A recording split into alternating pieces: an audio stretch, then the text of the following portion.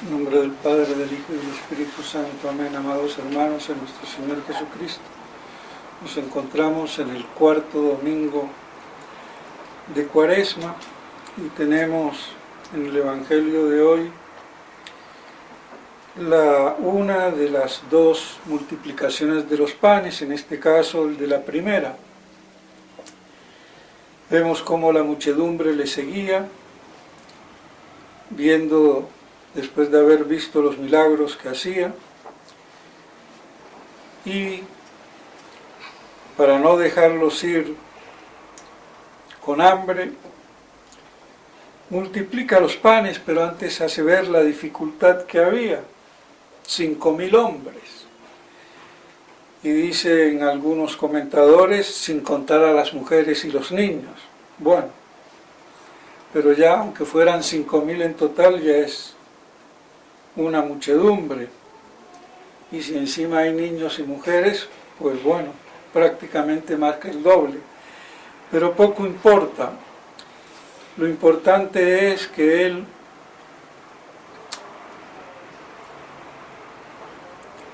en medio de esa soledad no había donde procurarse nada que comer. Y en ningún pueblo de hoy pequeño uno puede darle de comer en un restaurante, ni todos los del pueblo que haya, 5.000 personas. Y más si estaban en una pradera, que como dice el Evangelio, había mucha hierba y ahí se sentaron para escucharle. Y los comentadores y la Iglesia lo asocia con la Eucaristía, es decir, con la Santa Misa. Y hay mucha razón en ello, porque en la multiplicación de los panes, aunque hayan sido de cebada, y en la misa es con pan de trigo, si fuera de cebada sería inválido, pero bueno, de cebada, con esa multiplicación de los panes a través de sus discípulos, nos está mostrando la multiplicación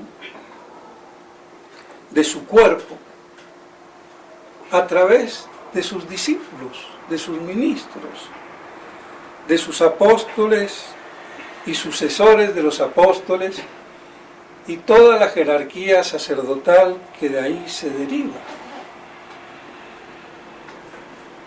Entonces, por eso, con mucha razón, se lo asocia a la misa, a la Eucaristía, aunque no toda Eucaristía es la misa, porque Eucaristía quiere decir acción de gracias. Y a los protestantes yo digo aleluya o aleluya, amén, amén, y estoy dando gracias, pero no estoy haciendo ningún sacrificio de la misa.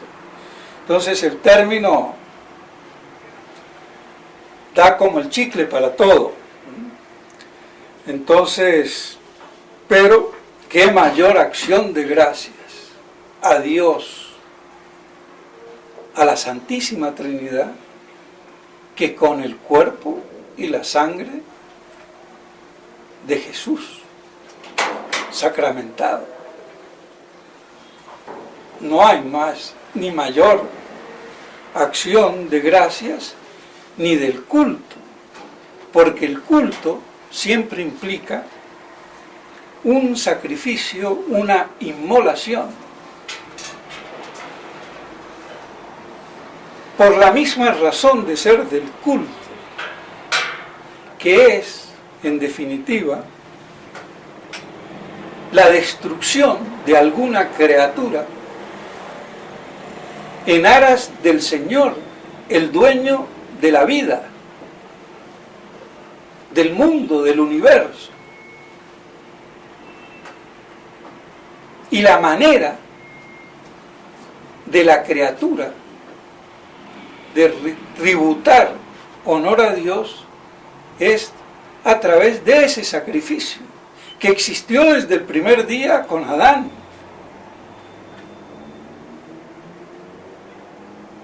Pero todos esos sacrificios eran prefigurativos del sacrificio de nuestro Señor como hombre. Hasta podríamos decir, aprovechó el pecado para dar, en aras de la adoración a la Trinidad, su humanidad. Le sirvió de excusa. Quiso inmolarse para rendir tributo como hombre a la Santísima Trinidad. Y este es un aspecto que no se ve. El pecado o la redención del pecado viene como un coletazo, como un efecto, pero él no tenía necesidad ni de derramar su sangre, ni de recibir latigazos, ni de morir en la cruz, ni de sacrificarse. Con un simple amén se acaba y hubiera redimido a toda la humanidad.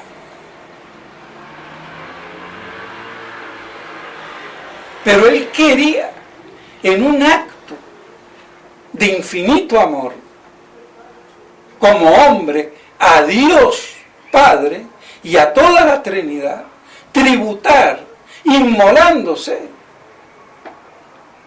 y de paso que su sangre sea la que nos lava, la que nos limpia, la que nos redime, habiendo sido derramada en la cruz, no en la circuncisión, ni la que circulaba en sus venas, sino la que se derramó en la cruz.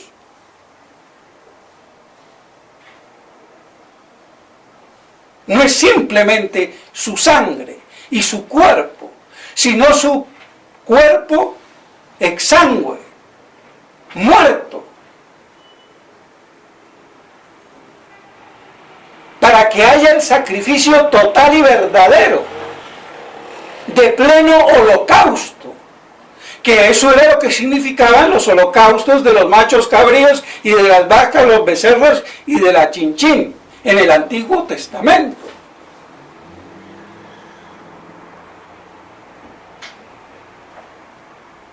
Y tenían ese valor prefigurativo. Entonces, es su cuerpo muerto, separado del alma, y su sangre separada del cuerpo, y en la sangre estaba el principio de vivificación corpórea. No es que estuviera el alma en la sangre y no en el cuerpo, estaba en la sangre y en el cuerpo y en todo, pero lo más visible, que si yo le saco la sangre a alguien, lo mato. Y en España usted se puede chocar y no pasa nada. Hay sangre, interviene la policía.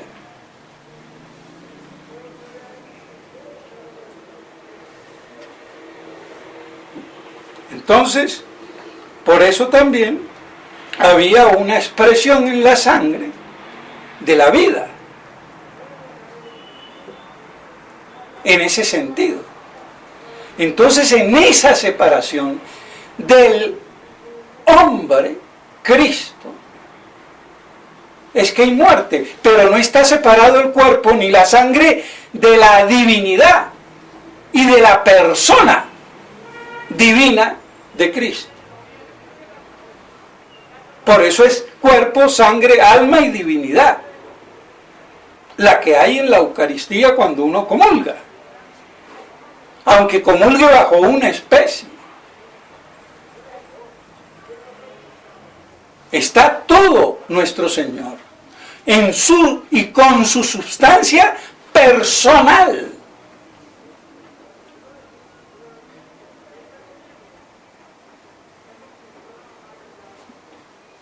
Pues bien, entonces, por eso, con justa razón, simboliza esa multiplicación de los panes de cebada la multiplicación que hay en cada misa verdadera, cuando hay verdadera transubstanciación, todo el cambio de la sustancia del pan y del vino en el cuerpo, sangre, alma y divinidad de nuestro Señor Jesucristo, que es la segunda persona de la Santísima Trinidad. Eso es lo que tienen que aprender los niños, por lo menos para hacer la primera comunión.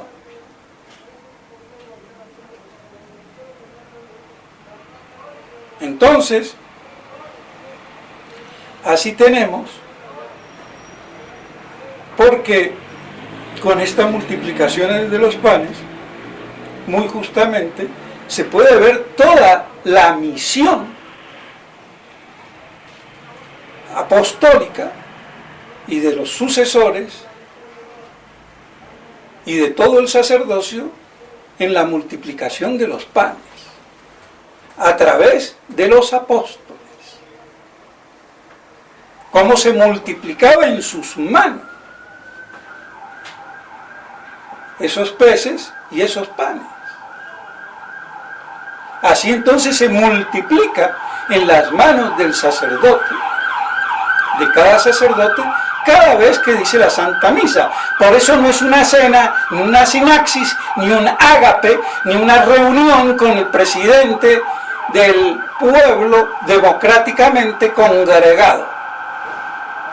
Es la inmolación del sacrificio de la cruz renovada sacramentalmente sobre cada altar.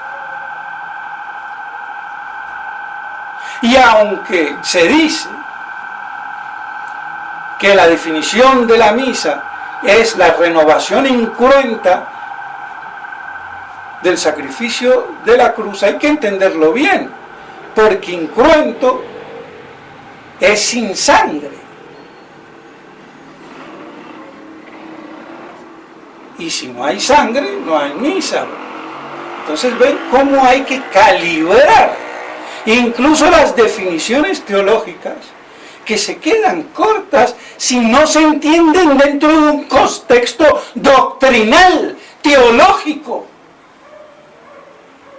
Porque un sacrificio de la cruz sin sangre vale chicha.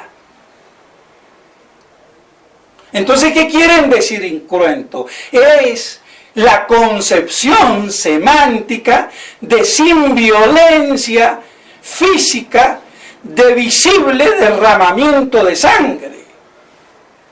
Pero hay sangre y hay derramamiento de sangre. Y hay muerte. Pero todo eso en un contexto sacramental, que es una tercera realidad más allá que la realidad natural y la realidad sobrenatural, porque aquí se conjugan esas dos realidades en la sacramental. Y hay verdadera efusión, pero no es visible. No hay violencia física, pero hay muerte. Y es la misma de la cruz, no es una segunda ni tercera muerte. ¿Y cómo se puede volver a renovar, a realizar el mismo sacrificio? Porque hay la misma contextura del sacrificio, la misma víctima, el mismo sacerdote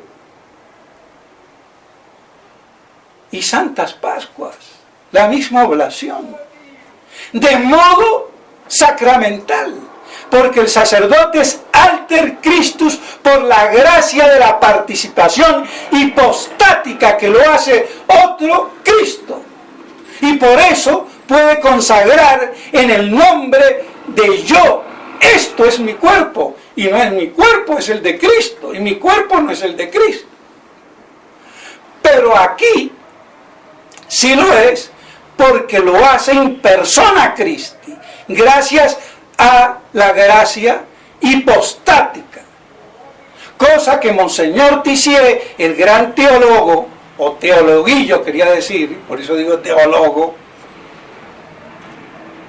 no entendía esto y le mandaba la plana a Monseñor Lefebvre. Cuando Monseñor Lefebvre lo decía claramente. Pero claro, como Monseñor Lefebvre era francés y no subrayaba,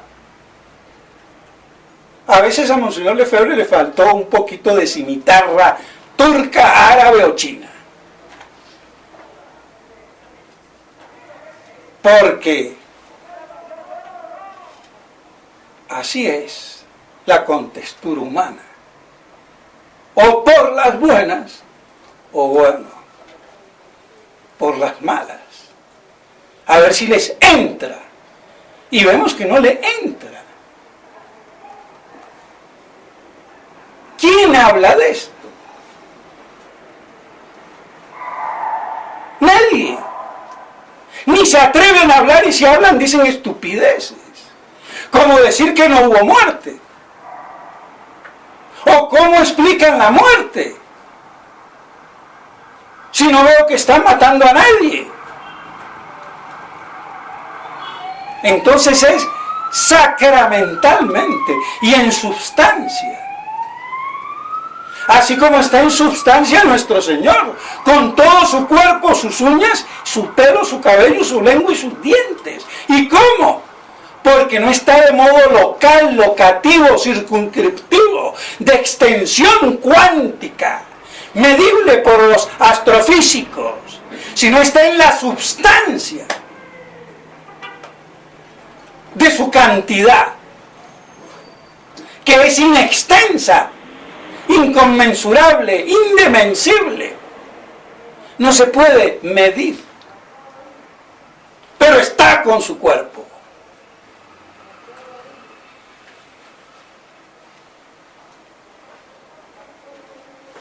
¿Para qué sirve la filosofía?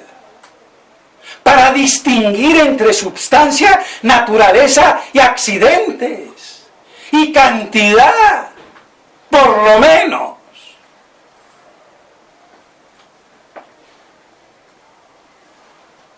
Entonces, así se multiplica nuestro Señor en cada consagración en la Santa Misa. Y esa multiplicación ha sido hoy literalmente impedida por la adulteración litúrgica, porque son necesarias todas las palabras de la consagración del vino en la sangre, porque tiene que estar significado la transubstanciación sacrificial, la oblación, la muerte, expresada en el derramamiento de la sangre. Y por eso se necesitan todas las palabras, y no solamente las primeras, como dice Garrigou-Lagrange, y todos los que le siguen dentro de la mal llamada escuela tomista, que algunos brutos no quieren entender, que no es Santo Tomás de Aquino. Porque yo no me cargo a Santo Tomás de Aquino, a sus estúpidos discípulos con categoría de doctores, como Cayetano y como Báñez. Porque si no se afinan, los afino a patadas. Así de claro.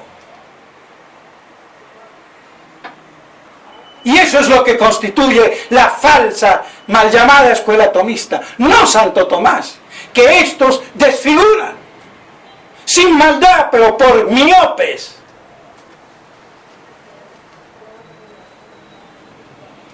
Entonces, con la misma miopía, con solo las palabras de la transubstanciación y la oblación, la inmolación, ¿dónde está el sacrificio? Por eso son necesarias todas las palabras, que tienen que estar o en una de las dos, o en las dos, pero basta con una. Y más conviene, como dice Santo Tomás, en la del vino, porque en la sangre está más reflejado un sacrificio. Porque si yo le pego a un tipo y lo mato ahorcado, no me doy cuenta tan rápido que se murió, si no voy y lo toco, que si cojo y le lo clavo a puñaladas y lo dejo desangrado. Ya ni mirarlo, con solo ver eso está muerto.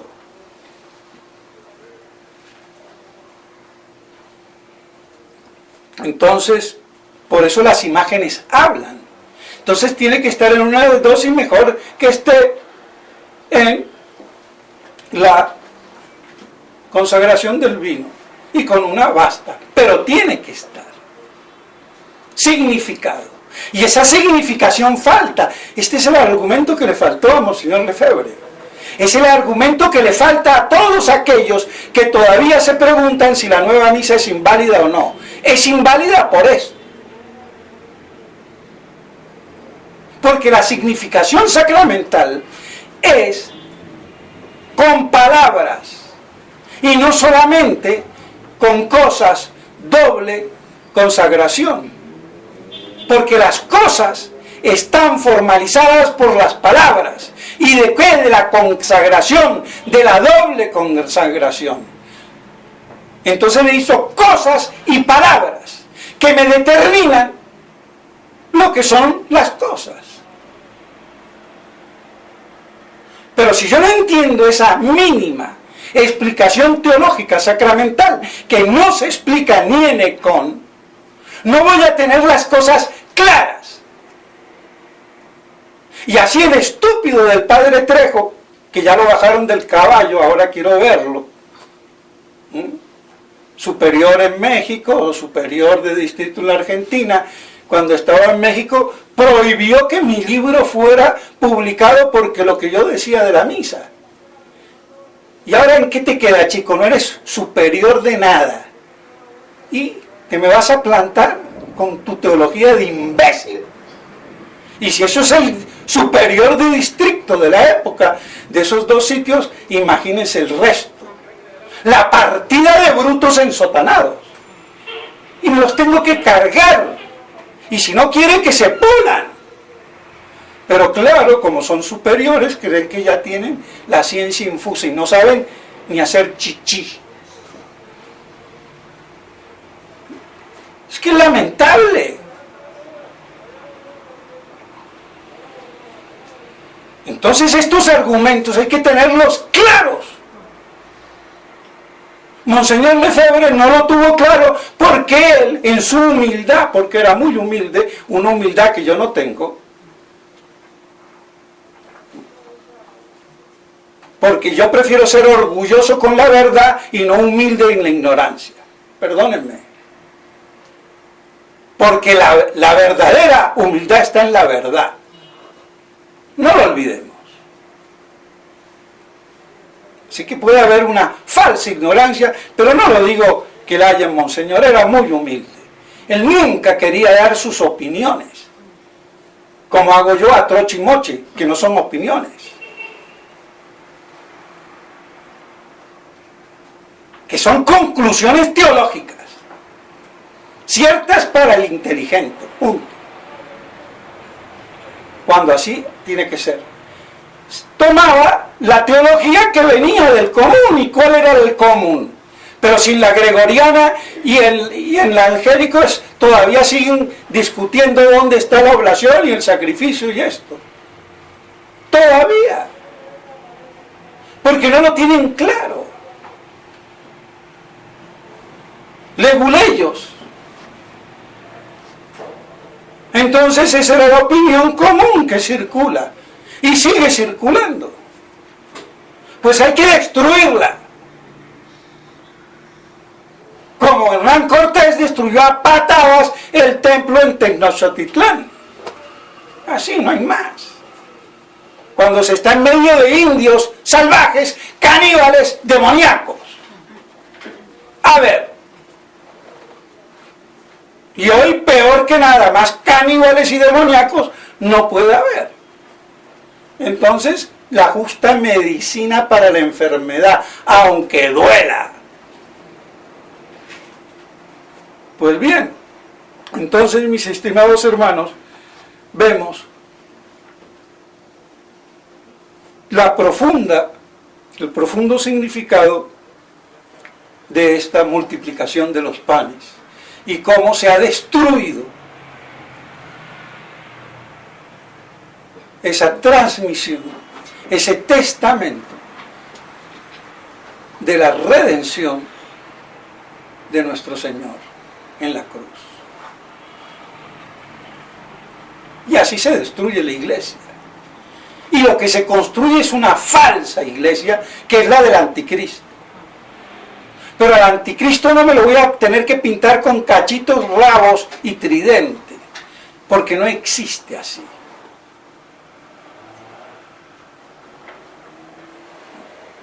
Pues bien, y no quiero dejar de pasar, aunque me alargue, lo de la epístola. Porque esto centra muy bien qué es el judaísmo y qué es el cristianismo. O más que el judaísmo. El mosaísmo de la verdadera sinagoga en el Antiguo Testamento, después convertida en sinagoga de Satanás por la corrupción. Pero en Abraham tenemos dos hijos, y uno es el de la libre, el de la promesa, y el otro es la de la esclava, carnal y terrenal. O sea que no basta ser, ni aún hoy en día, hijo carnal de Abraham, como se creen los judíos, para decir que son santos. Porque hay que pertenecer a Israel de la promesa, libre de la Jerusalén de arriba y no la de abajo. ¡Ojo!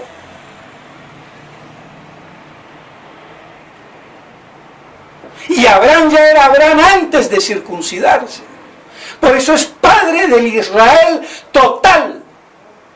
El Israel total es la iglesia de Cristo. Y ahora andamos como la media naranja o manzana.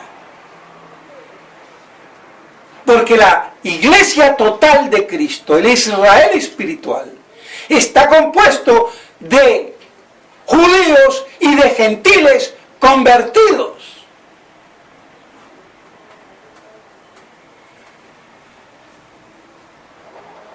Entonces no basta. La alegoría es triple o doble, si quieren. Entonces no basta descender carnalmente de Abraham.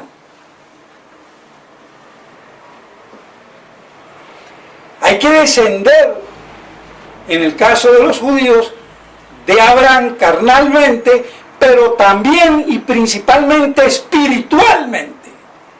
Porque si no, la descendencia carnal no me vale de nada, como no les vale de nada a ellos hoy, sino para su condenación, si no se convierten.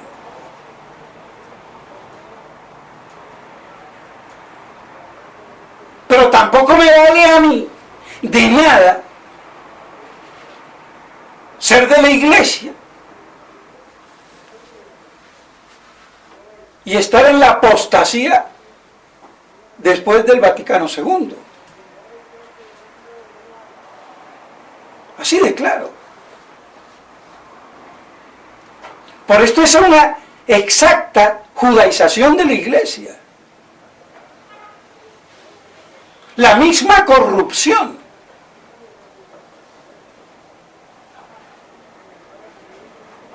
Pero entonces hay que tener claro qué es el Israel verdadero y total de Dios.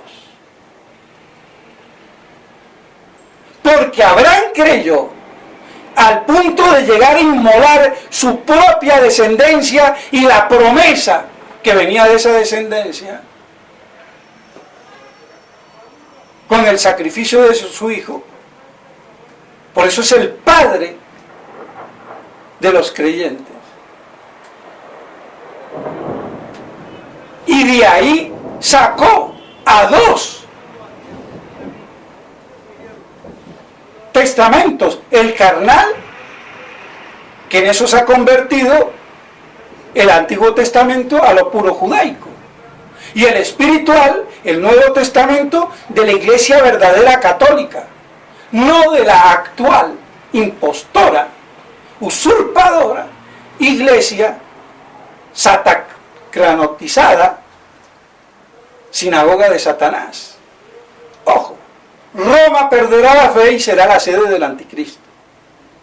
Está clarito. Y eso no es en la China ni en el tercer templo. Que ya me tienen chinos los judíos con su tercer templo. Es en el templo único y verdadero que hay en el momento de la parusía y antes de la parusía, que es la Iglesia Católica y Roma. A ver si nos entendemos. Las cosas como son. Entonces es muy significativo esta epístola de hoy. Y está más que claro para aquel que quiera medio entender.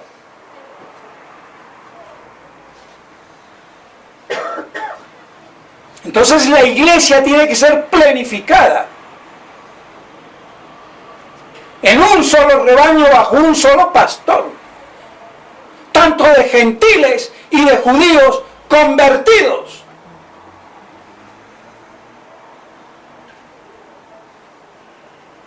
Otra cosa es que lleven a la delantera los que desciendan o vengan de la parte carnal convertida de los hijos de Abraham. Pero eso ya es problema de Dios, Él hace lo que quiere. Y a ningún gentil le tiene que molestar. Porque la Virgen María carnalmente es judía y San José es judío y nuestro Señor es judío, carnalmente hablando. Entonces cuando se dice que el cristiano odia al judío, no, es el judío el que odia al cristiano. Uno no odia a un judío ni a nadie.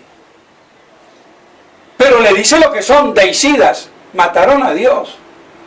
Y yo no entiendo, y aquí me alargo, pero es que como he visto mucha televisión que digo, internet de judíos mesiánicos,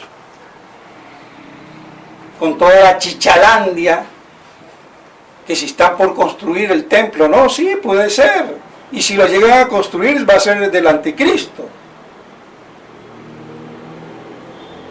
Pero del anticristo, ¿qué? El religioso está en Roma, no está hoy en Jerusalén. Esa será la parte política del anticristo internacional, que es distinto. Bueno, entonces como este Palacios, Roe Palacios, muy inteligente, mesiánico, antitalmudista, anticabalista, mesiánico, apocalíptico y milenarista, las tiene todas. Pero no cree que Cristo es el Verbo encarnado. Cree que es Dios. Pero es Yahvé que se encarnó. Y Yahvé como persona una y única. Porque el problema es trinitario. No lo olvidemos. Pero si él, como judío que era, puede desfasarse del talmudismo, que ya es mucho, del cabalismo, que ya es muchísimo, y creer en la divinidad de Cristo, que ya es casi cristiano,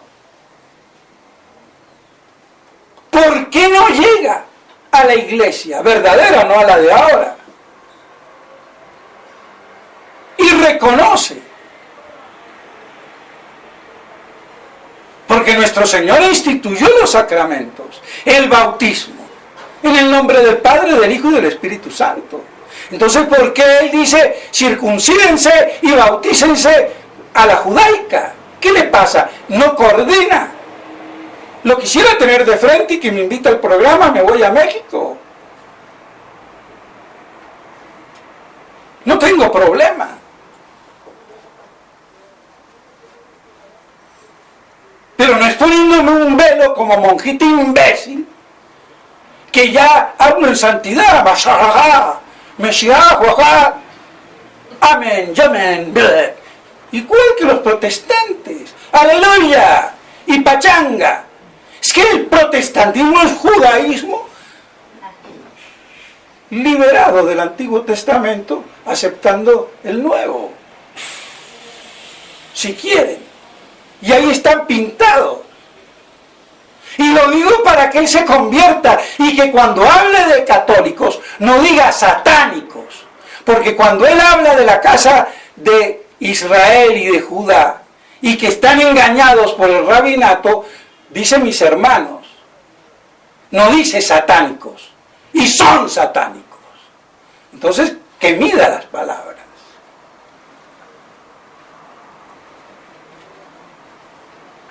Es una lástima. ¿Por qué no llega? La ceguera. Pero ya hizo los pasos más importantes. Y no solamente él. Todo un montón de judíos mesiánicos que hay. Aquí en Colombia y en todo el mundo y en Jerusalén. Bueno, Dios los está acercando. Porque claro, diría uno, si ya admiten que Jesús es el Mesías y es Dios, aunque no creen en la Trinidad, pero ya tienen la mitad del camino hecho, por decirlo así. ¿Y por qué no dan el paso? En primer lugar, porque ponen un obstáculo lógico, porque no quieren aceptar. El velo se rasgó.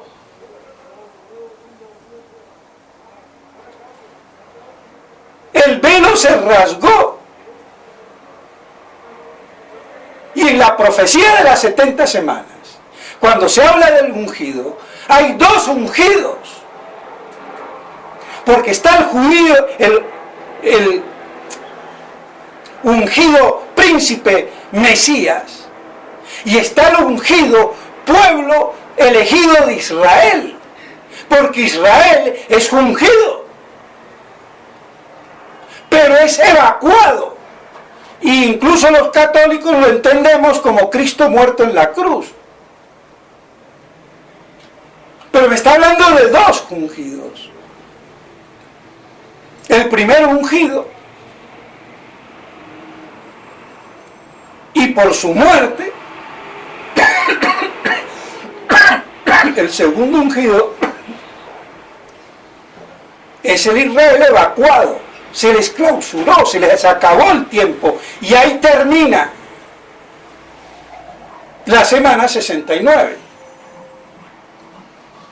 Y comienza así como decir el periodo gentil. Y la 70 que comenzará, que ahí viene un problema.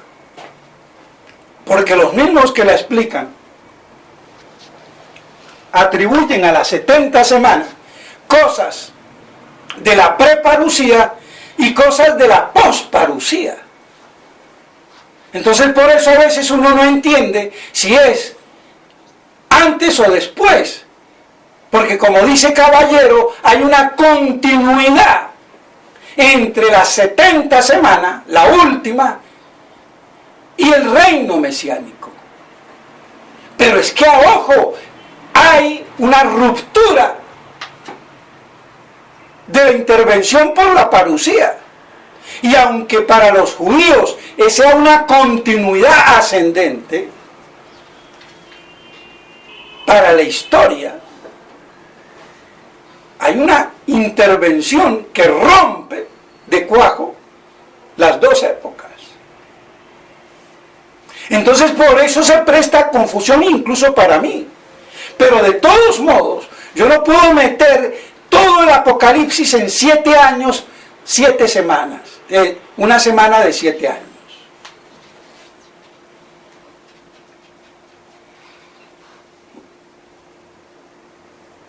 Pero el único dato seguro que tenemos para el conteo es el de los jubileos, 120 jubileos, ya que me dice en las Escrituras, o lo que me dice San Lucas: Jerusalén será hollada por los gentiles hasta que se cumpla el tiempo de las naciones y deje de serlo. Y a continuación habla de la parucía. ¿Y eso cuándo fue? En el 47, por el edicto o por el hecho en el 48. Poco me importa, un año más, un año menos. Y como una generación en la Biblia es de 70, 80 años, eso me da 2017 o 18 o 2027, 28.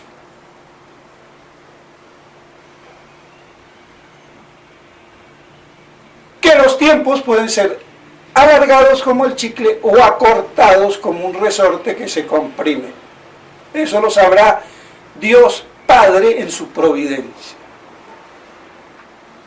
Y que también lo sabe el Hijo. Pero cuando Él dice que el Padre solo lo sabe, es porque eso remonta al decreto de toda eternidad, de la Santísima Trinidad representada por Dios Padre, que Él como Hijo en su misión divino-humana es como un capítulo de esa providencia más grande, pero que la incluye.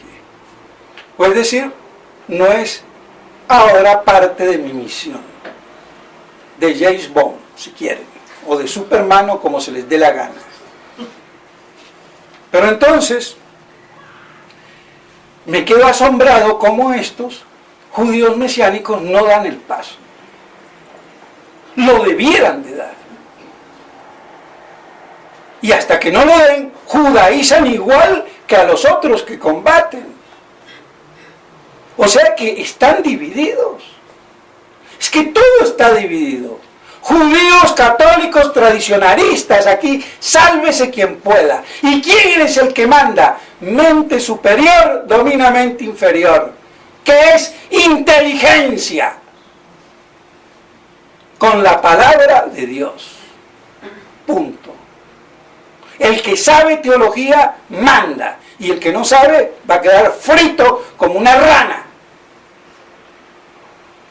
Y lo lamento. Entonces, por eso se necesitan las cosas claras. Y aquí a poner en su puesto al que sea. A los chichafísicos, a los tradicionalistas, a los mesiánicos y a Raimundo y todo el mundo, porque esto da para todo. Pero eso exige una cultura que no se tiene normalmente. Y bueno, ahí está el problema. No olvidemos, la verdad os hará libres. Y Dios es la verdad. Y es el Dios uno y trino. Pues amén, yomén y chichalén. Se acabó. Entonces no me voy a alargar más, aunque quisiera seguir hablando. Porque a mí el tema me gusta, me apasiona. Y me parece que esclarece. Pero también todo tiene que tener un fin, porque si no, ¿quién aguanta? Aunque San Pablo se la tiraba toda la noche hasta que se cayó un niño de por allá arriba, pero bueno, no somos San Pablo, entonces no nos podemos dar ese lujo. Pues bien, mis estimados hermanos, que estas cosas nos sirvan y nos ayuden para mantenernos de pie, cada vez más reducido a un Pusillus Grex, pequeño rebaño. Porque cuando Cristo vuelva, Ben Yeshua Mahashiach, no habrá prácticamente fe sobre la tierra. Y encontrará una iglesia por él fundada, prostituida, que viene a rescatar. Que nos quede claro. Porque Roma perderá la fe y será la sede del anticristo. Pero no es que el Papa y el papado es invención de Satanás. Ojo. La invención de Satanás es el anticristo religioso en Roma, fungiendo de Papa, que es muy distinto. Y engañando a los imbéciles como hoy nos engañan a todos con tapabocas. Y con una falsa pandemia. Y a ver si se van a cargar la Semana Santa.